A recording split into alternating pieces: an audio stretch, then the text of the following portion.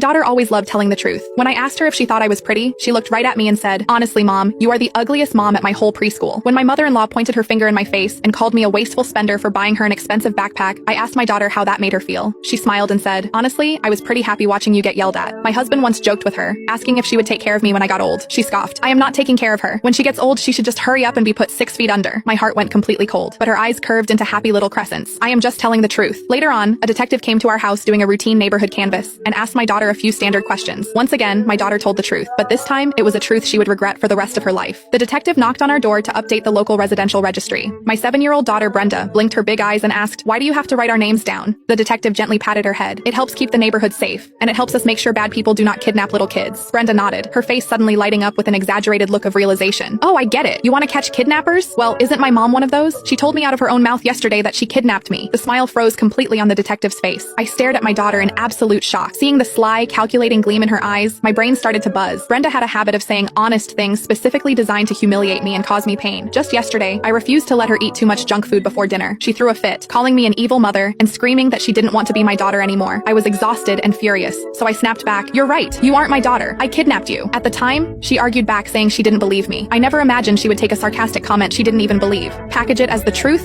and feed it directly to a police officer. The detective was already looking at me with a completely different expression. I forced out a dry, awkward laugh. "She was misbehaving yesterday and I lost my temper. It was just a stupid joke. I didn't think she would take it literally." The detective's brow relaxed slightly. He turned to Brenda. "Little girl, you can't joke about things like that. If your mom gets mistaken for a kidnapper, she could go to jail." Seeing Brenda nod, the knot in my chest finally loosened. I thought the ordeal was over. But a second later, Brenda looked up with an expression of pure, innocent sincerity. "But my mom can't have babies. If I wasn't kidnapped, where did I come from?" The scrutiny and suspicion instantly returned to the detective's eyes. I panicked and quickly tried to explain. "I had an IUD put in right after she was born. When kids hear about birth control, they misunderstand what can't have babies means." I tugged on Brenda's sleeve, silently begging her to stop talking. She refused to listen. "Mom couldn't have babies right after she got married, but I am already 7 years old." I had no idea how a 7-year-old girl possessed the mental capacity to connect those dots. But when you thought about what she was implying, it was impossible not to jump to horrible conclusions. My husband and I had been married for 6 years. I had an IUD for those exact 6 years. So how could we possibly have a 7-year-old daughter? The detective clearly did the math in his head. His expression turned dead serious. "Ma'am, I am going to need to see the child's birth certificate." My stomach dropped to the floor. There was no birth certificate for Brenda in this house. 6 years ago, I had literally fought off human traffickers to rip this child out of their hands. When the police eventually pulled the files on her biological parents, the reality left everyone speechless. My husband and I had looked at each other with pale faces, sharing the exact same thought. If we sent this poor baby back to her biological family, living with them would be a fate worse than death. We simply couldn't bear it. So we went through the system, adopted her, and raised her to this day. Brenda probably thought my angry comment yesterday was just a cruel joke, but she had no idea that the joke was actually the truth. The only reason we never told her was that we didn't want her to feel like an outsider in her own home. But